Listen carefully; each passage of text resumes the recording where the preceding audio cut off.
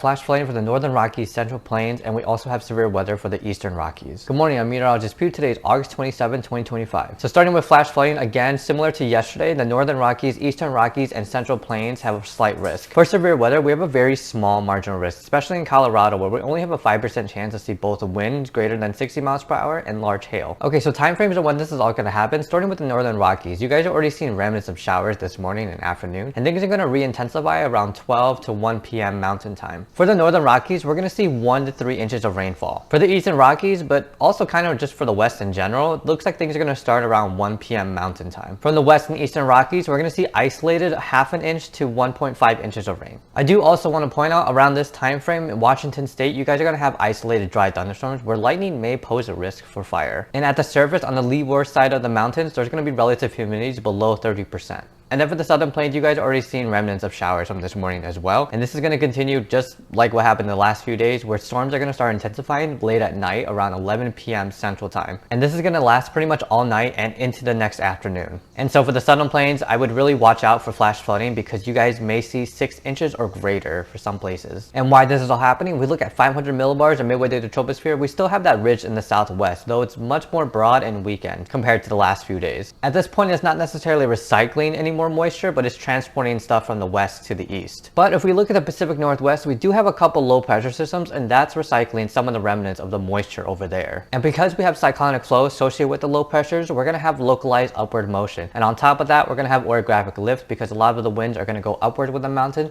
to produce these storms. Now moving on to the Northern Rockies, we still have that little bit of a shortwave trough that we saw from yesterday in California and Nevada that provided a lot of vorticity or spin that provided the upward motion. So that's why we're going to see a little bit of an encouragement here as well. Now looking at the tail end of the ridge at Southern California, it does look like Tropical Storm Juliet is going to be just close enough where some of the mid-level moisture is going to be dragged into this area. So Southern California may see some showers, but this mid-level moisture is going to be transported into the Four Corners, especially in Colorado later this week. And so we'll see somewhere around Friday and how much that's going to impact the rain over there. Now for the Southern Plains, we have to look at this huge and broad high pressure, and high pressures are clockwise flow. And what's happening is the more eastward it travels, the more it's going to bring south to southwesterly winds into the plains and even into the Midwest. And when you have southerly winds, it's bringing that warm moist air from the Gulf into the States. And if we look at satellite imagery, we have a lot of convection that's been happening in the Southern Plains and also a lot of cloud cover, which is preventing some diurnal heating or surface heating. And the same could be said for the Midwest, but in a much smaller degree. So in these areas with the cloud cover and early convection,